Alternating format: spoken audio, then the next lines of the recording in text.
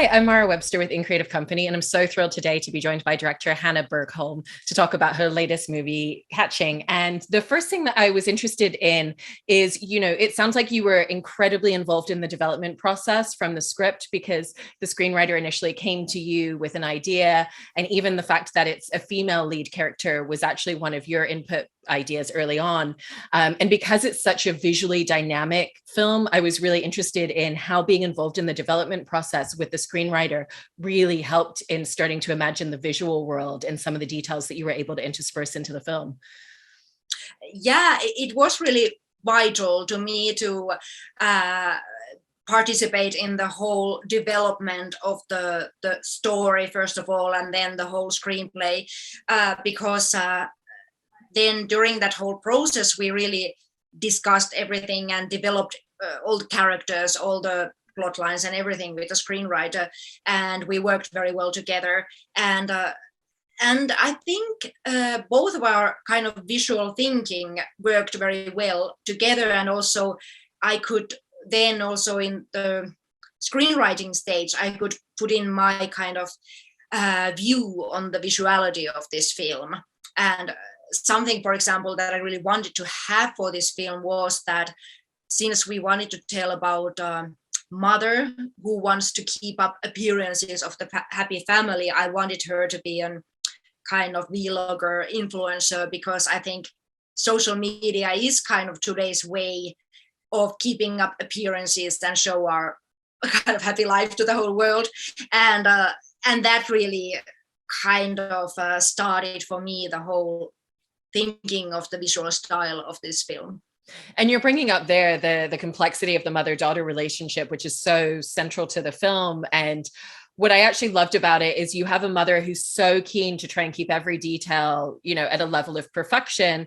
And yet it's always coming from a place of love. And so I was interested in terms of that development process with the character, and in terms of working with the actress who plays her, how you made sure that it always felt that way. It never feels like animosity towards her daughter, because it actually feels like it comes from a place where she's holding herself to those high standards, and there's a genesis somewhere for her as well. Yeah, well, that was something we really discussed with Sofia Heikkilä, who plays the character of Mother, and I mean, she's so wonderful actor. And so that is something we discussed and very early on when in the rehearsals, when we were discussing about this mother character.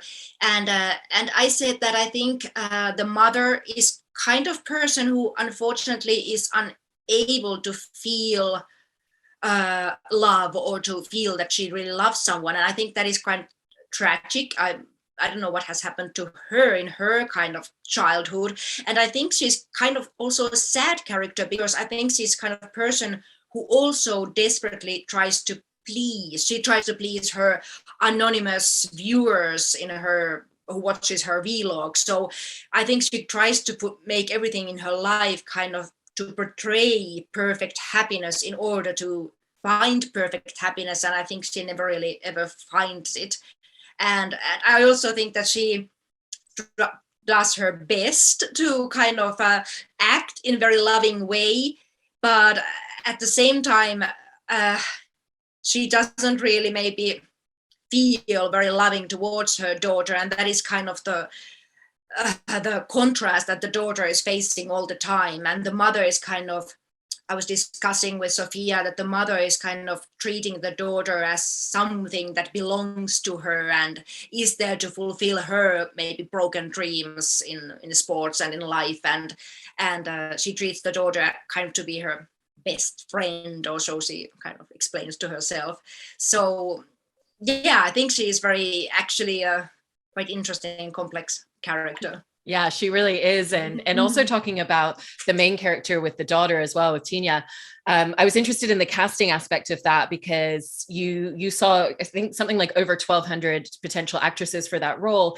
And you've ended up with a really, really remarkable actress. And it's the first project that she's done of this type in leading a feature film. you know, but she's so incredible at capturing all of the internalized aspects of the character, because there's so much that is never said through dialogue, which is, you know, a huge challenge for that role. And so when you were auditioning, what was the way that you were looking at actresses? What was your process in terms of what you were having them read or play out, or the types of conversations that you were having with them, to really find someone not only who could deliver the performance on the surface, but so much of what's going on inside of this character? Yeah, well, we had it was like a half a year that we had these auditions, and we have several stages of auditions. So first we asked all the girls, all these 1,200 girls, to send us self-tapes.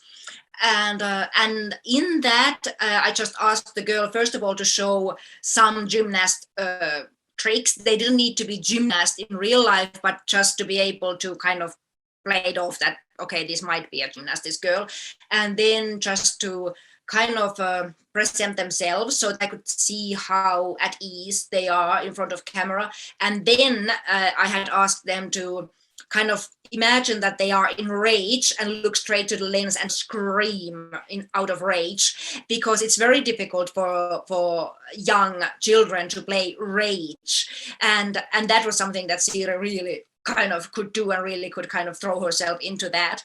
And then in the first audition, when we asked all the kind of I think that was like 260 girls we then asked for the auditions, and we had kind of 10 girls all at once, and I was actually there already with the girls. And right away I said, okay, let's start crawling on the floor, and you can look at me what I'm doing, and you can do your own stuff, and let's start to play monsters. And I wanted to watch who can kind of throw themselves into it, and who can find interesting ways to move. I want to see who can move well and just scream and be a monster. And then I had kind of some exercises for them that, okay, the other ones of you are monsters, and the other ones of you are kind of schoolgirls who are afraid of monsters. And I was watching who can portray fear in believable way. And then I asked them to say a couple of lines just to see how they can do that. And then in the next audition, I had some scenes for them so that I could see. And in those scenes, there was just a couple of lines, but also just that they need to react. For example, I said that this teddy bear is a kind of wounded animal that you have found, and then I'm the mother who kills the bird, and or the whatever animal, and then I want to see their reaction and how they can react to that. And then we had some scenes that they need to do. So there was a lot of things that I kind of tested how they can do it, and I really wanted to test not just how they read the lines, but how they can kind of throw themselves into any emotions. And so, yeah. That's really, really fascinating to hear, and actually leads me into one of the other things that I was really interested about, which is the rehearsal process, because, you know, I know that that was a really important thing for you to have plenty of time with the cast, because it also meant that when you were on set that you didn't have to spend as much time having conversations about things. You can just go straight into shooting much more easily. And so similarly, were you doing kind of similar workshop style things, or were you working through scenes in a very specific way during that time with your cast?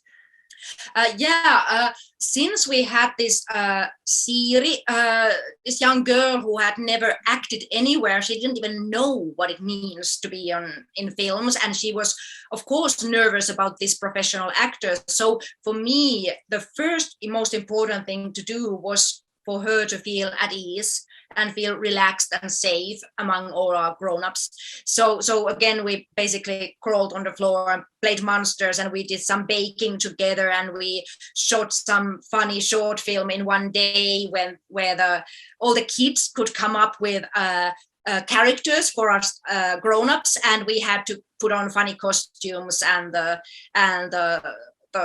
men, for example, were playing princesses, and I was a telepathic chicken or something like that. And so just that because I think that if I'm asking a 12-year-old girl to kind of put everything in there and kind of be enraged in front of grown-ups, also as grown-ups has to show her that we are also kind of willing to put ourselves in there. And then we really talked about each scene and about what this Tinja character is feeling in this scene, and we rehearsed and found out all different kind of ways for this Ali character to move. And Siri is so naturally talented, and she had kind of just natural talent in moving in very interesting ways. And we had stunt coordinator with whom we rehearsed all the fight scenes. And so we did all that. And then we had this animatronic puppet, so we rehearsed with that. And so then in the shootings, it was very easy because it was really that the actors knew what the scenes were about and so on. So, and for me, when working, especially when working with children, and especially in this kind of film, it's important that I don't try to mess up with the real emotions of this girl. For example, when Siri is playing fear, it's very important that she herself is not afraid, that she feels safe. So that was always important to me.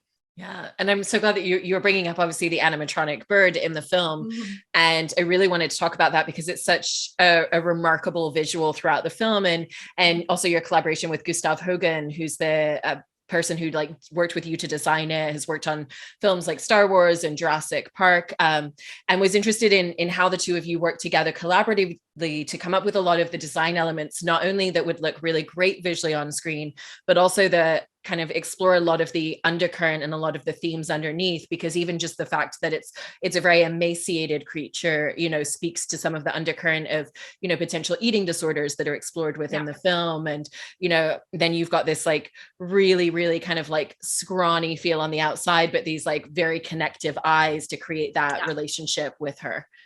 Yeah, well, that was really, first of all, we started to design the look of the creature in Finland with two concept artists, Petteri Mäkinen and Emilia Lindholm. And what I was explaining to them, what I wanted out of this look of the creature was that it's totally, first of all, totally deformed. So it's totally opposite of this perfect gymnast. And it's kind of anorectically thin, because I wanted to portray this subtle theme of eating disorder in it. And it's just in every way just disgusting. So it's kind of creature that no one could ever love.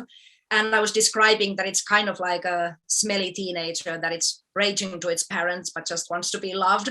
And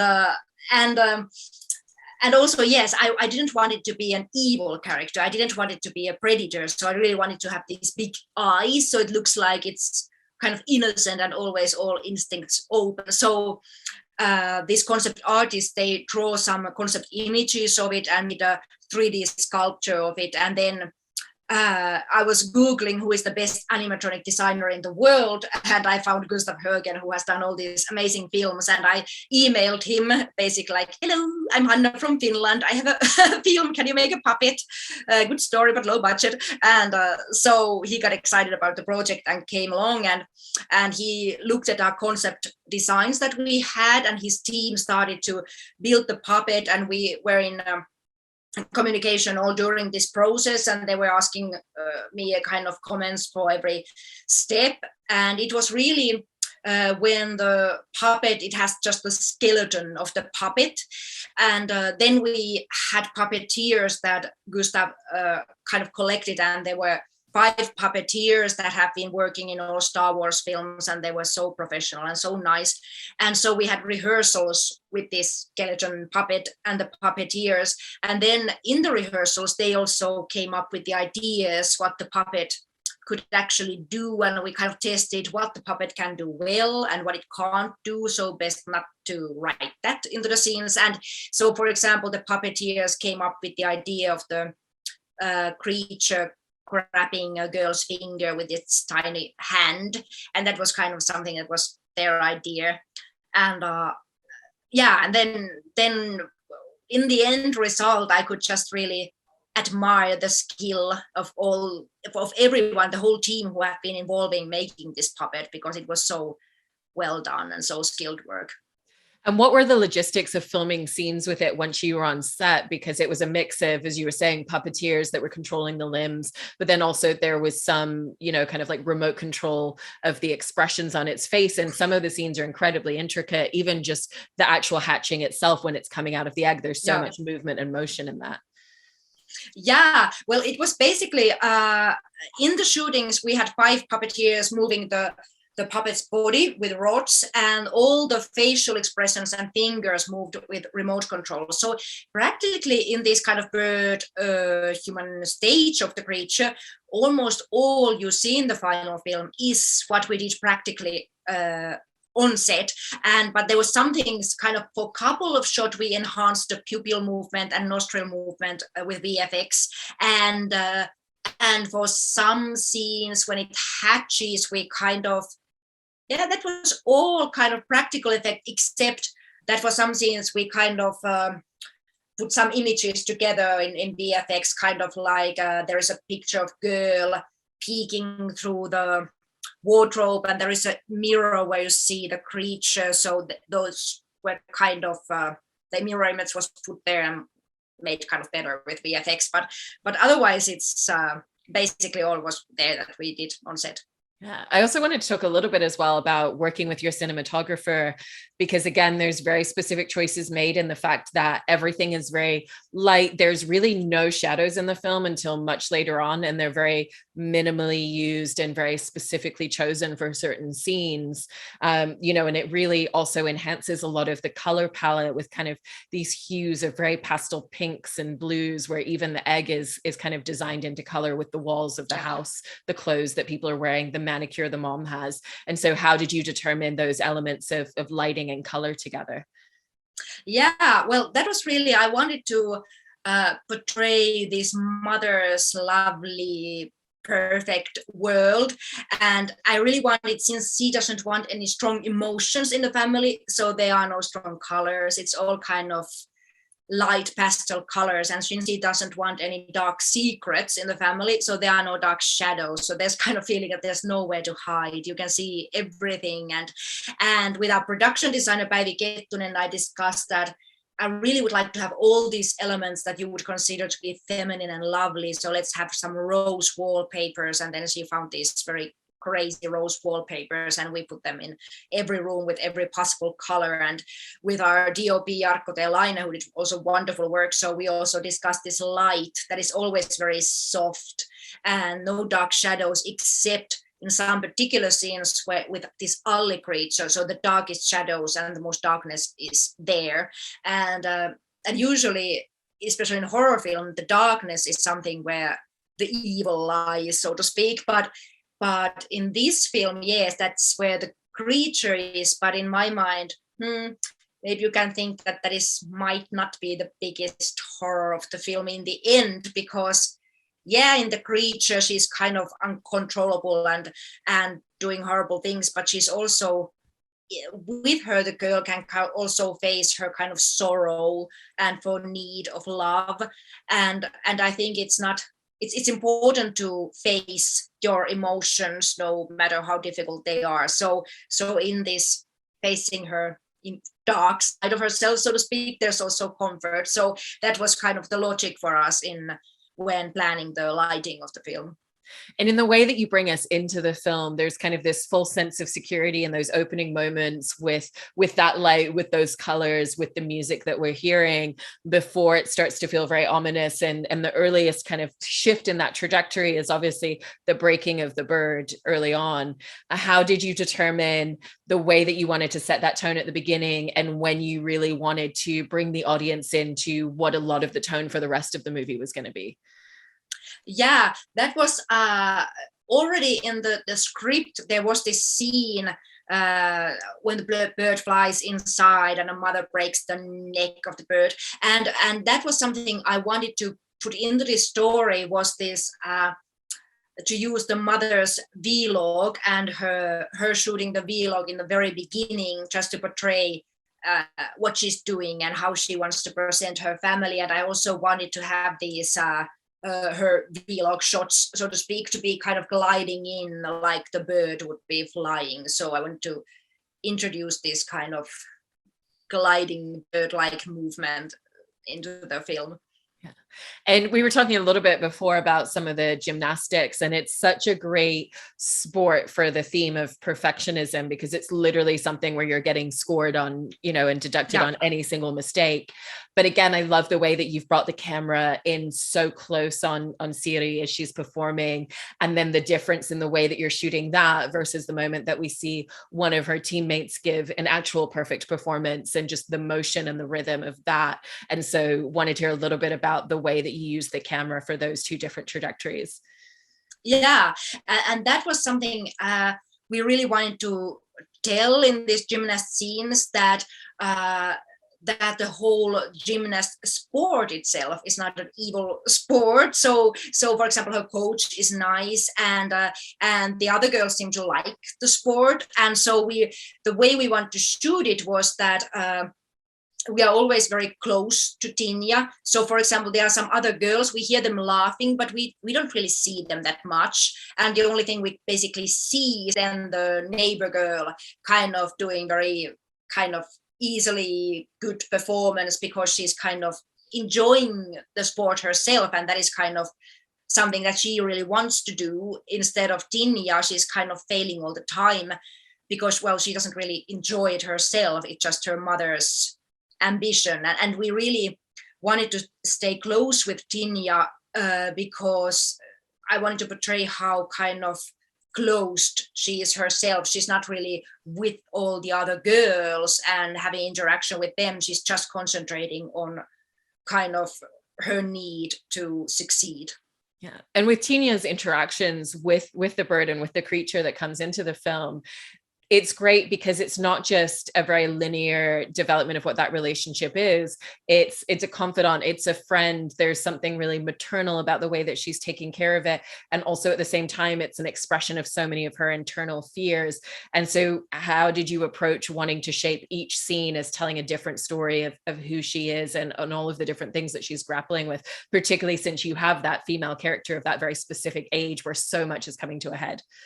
Yeah, well, I really want to also portray in this kind of coming of age thing, and how in this kind of evolution of the creature, in a way how confusing it can be, and how different stages it can have. But also what I wanted to show in their kind of how their kind of like how their relationship evolves. I wanted to first show that Tinja is don't know the creature, she's scared of the creature, and then the creature kind of is like a pet. It kind of brings joy and laughter to her, and maybe for me that is the most important thing why she falls in love with this creature, is that is the only person or the only creature with whom she can laugh and kind of be kind of a child and have fun. And then she really kind of falls in love with this creature and starts to kind of takes care of the creature as she would like her mother to take care of her. So all those things I thought about to kind of show how the relationship evolves, but at the same time, of course, there is this danger that can she control this creature. And was the fact that creature is, like you were saying just now, the one thing that she can really connect with and love, why it was so important to have so many shots in other moments, going back to what you were saying about hearing the laughter of girls just off screen, but also in terms of a lot of the blocking of scenes, she's always kind of just a little bit away from the group, even when she's with the group. Yeah, that was very important and very intentional. I really wanted to show in every way her loneliness, and that is shown in the blocking, how the other girls are always a little bit further apart, and in the sound we hear them laughing. And around Tinja there's kind of more like quietness, and in the family it's very quiet. The whole atmosphere is very quiet, and there's very subtle sounds in the family area that you don't even notice that you hear. Is kind of very cold air conditioning sounds, which make the whole home kind of cold place. And when she walks on the street, there's no one else on the street, so she's always alone. And actually there's no birds singing in their yard. There's birds in neighbors' yard, but not on their yard. So in this every way I wanted to show how alone she is and how much she's kind of inside her head, kind of just trying to please her mother. And then lastly, going into a little bit of spoiler territory, we have kind of another version of her that starts to exist on screen and looks visually very similar, but obviously not quite at the same time. And there's things like the eyes looking very different. And then even there's a moment between the two of them where her face starts to just like disintegrate as she's shrieking with kind of expression. And so how did you figure out and determine the way that you visually wanted this other version of your character to look like, and then what that disintegration of her was going to be? Yeah, that was also from the very first concept images that we had. And then in a very last stage, it was the VFX company U-Media that created these visual effects for her face. And then I worked very closely with their wonderful designers and kind of explaining how I wanted it to look. And they're doing a lot of demos of this look. So, and that also was a long process that we started long before the shootings, and kind of kept on the planning of the visual effects during the shootings and then in post. And yeah, that was also a great kind of co-work. Well, it's such a wonderful film, and I'm so excited for more people to see this film and also to see whatever projects you come out with next. Thank you so much, Hanna. Really appreciate your time today. Thank you so much.